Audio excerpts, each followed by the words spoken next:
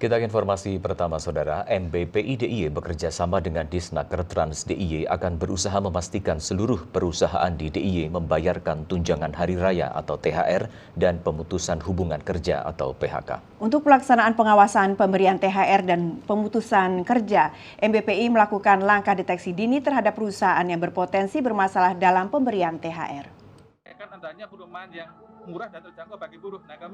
Koordinator Majelis Pekerja Buruh Indonesia (MPBI) DIY Irsad Ade Irawan mengatakan, memasuki bulan puasa dan menjelang Lebaran kerap terjadi persoalan klasik bagi buruh, yaitu di PHK dan tidak dibayarkan THR-nya dengan layak. Setidaknya ada 3 persoalan yang seringkali terjadi dalam setiap pemberian THR jelang Lebaran setiap tahunnya. Pertama, perusahaan tidak membayar THR dengan alasan tidak mampu. Kedua, banyak perusahaan menunggak pembayaran THR dengan memberikan janji-janji. Ketiga, perusahaan mencicil untuk membayar THR kepada pekerja. Padahal THR bisa diberikan tepat waktu jika pemerintah menerapkan regulasi yang memberikan hukuman sanksi pidana bagi perusahaan yang tidak membayar THR. Pemerintah pusat dan daerah disarankan membuat batas akhir pembayaran THR adalah H-14, bukan H-7.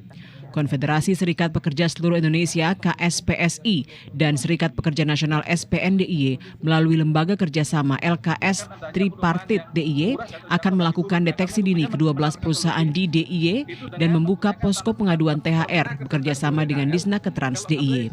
Berkaitan dengan Idul Fitri tahun 2024 dan hak THR, maka kami MPBI DIY menyatakan beberapa sikap. 1. Bahwa kami mendesak kepada Gubernur DIY agar menjamin dibayarkannya hak THR kepada pekerja buruh di seluruh daerah istimewa Yogyakarta.